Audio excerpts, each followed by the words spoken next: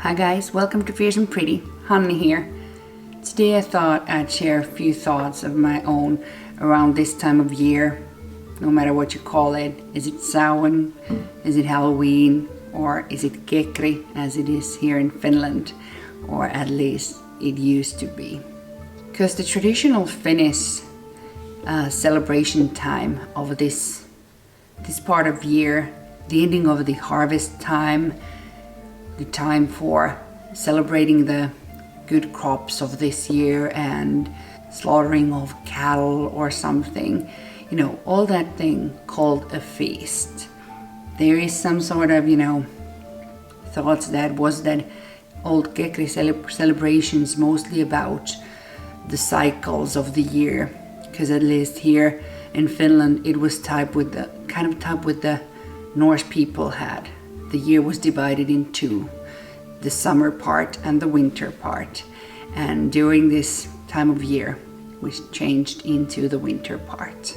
In our Finnish culture also, during Kekri, it was not only about celebrating the crops and the agriculture and the farming, but also about the dead loved ones, the ancestors, and the dead spirits, and also kind of the evil spirits that were included in this season. And also the elves, kind of like if you have the mythology of Fenwick Tarot, there is this creature, Tonttu, the one-eyed kind of elf type creature that is said to live in each and every house here in Finland, kind of the spirit or the keeper of the house, as well as even normally nowadays people do think that they have this kind of elf or gnome mostly in the sauna. And also we do have an actual gnome or tonttu in our sauna. But for me, the biggest inspiration for this year, this Samhain time, has actually been the whole concept of ancestor work. Or as I said in my last video, I try to collect inspiration wherever. And once again, I was listening to Invoking Witchcraft, a podcast where they talked about this book, Honoring Your Ancestors, A Guide to Ancestral Veneration by Mallory Boudoir. So after that podcast episode, of course, I got me the book, but I got it as an audiobook. And once again, this audiobook works well. It has a female reader voice, really soft, sometimes even borderline annoying to my Finnish taste, but it actually works really well. And also this book has journaling prompts. So if one wants to continue with that reading better kind of mentality, you can always write down the journaling prompts from an audiobook to your journal. But for me, it's been mostly doing that I've felt inspired to.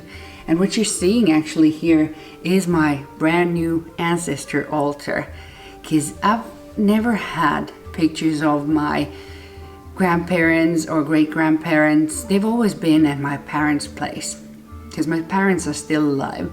So I don't know, I just never had any of those physical pictures. But then when I was listening to the audiobook of ancestor work and ancestor altar, I realized that I do have pictures in my cell phone from the old pictures that are in the albums at my parents' place. So, because even my parents are 76 years old, so my great-grandparents, it's been a long time since they were alive. But so we do have a photo printer at home, so I went out and printed out the first pictures. Now I have my father's parents and my great-grandmother from my father's mother's side already here on my altar. And the things that I have had are all these items. These are from my grandma, from my dad's side, and this is from my mother's side. And I actually do have my grandma's wedding and engagement ring here on the altar. So these pieces I've had earlier upstairs in my tarot attic, and I thought that this would be a perfect place to bring them and keep them more into the, at sight, because up in the attic, nobody hangs around there except me every now and then. So I thought this living room window kind of would work as an altar space. Our house is kind of jam-packed with all my woo-woo stuff nowadays, so finding the right place for the altar was the biggest challenge that I had. And actually, I'm still gonna get some more pictures to set here on my altar, and that's what I've been building on now before Samhain, and kind of using this space when it's finally ready at the end of the week, and use this in my Samhain rituals and feasts, and work around this theme this year. I've never been particularly, big fan of the kind of the American Halloween thing, because, it's not really very Finnish in any way. And, but nowadays, because it never happened when I was younger. We didn't celebrate Halloween in any way.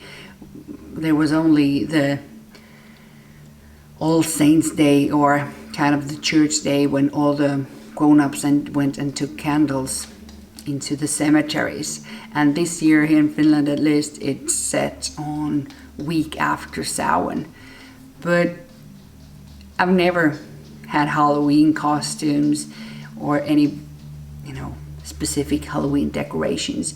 But the jack-o'-lanterns I've been doing from pumpkins, I don't know, past 5 years or something with the kids. And this year I haven't found a big pumpkin yet, but I've gotten these small, kind of more decorational inside pumpkins in different shapes and in different colors, just to decorate our living room. Not so much spider webs and spiders and ghosts in my place, but a little something to bring in color. And what I of course have, but that's kind of every day. I do have a lot of candles all the time, but at least this, at this season when all the days and all the evenings are dark, pitch black, and the days are gray, so the candlelight is welcomed no matter what time of the day it is. So, but I guess this was all that I kind of wanted to share this day, my little new thing with my ancestors and loved ones. And I'm really happy that I got this inspiration, and let's see where it leads and what happens, because I've never been big on going to cemeteries. My family is buried all around Finland. It's not really often that I do take the time and go to the cemeteries. It's never been my practice. I've always rather think of them, just whenever during the day. So for me, this is actually super handy to have this at my own home, because this is the place where I always think about my ancestors, and especially my father's mother, because I've been told so many times how many similar qualities I have as she does. Like every time I sneeze, I remember her. Or when I look at my hands, I remember her. So things like these, I do all the time. I don't need the cemeteries to do that. But let's see. Also during Samhain, we have some plans with my daughter to do something a bit more spooky. But let's see where that all leads. How about you guys? Do you have any kind of altars for ancestors, or do you do anything specific? If you have any great tips on ancestor works that you do and you enjoy, I'd love to hear your thoughts. But anyway, happy Samhain, happy Halloween, hyvää Kekriä, however, wherever you are. Hope you guys are enjoying this season. Until next time, bye guys.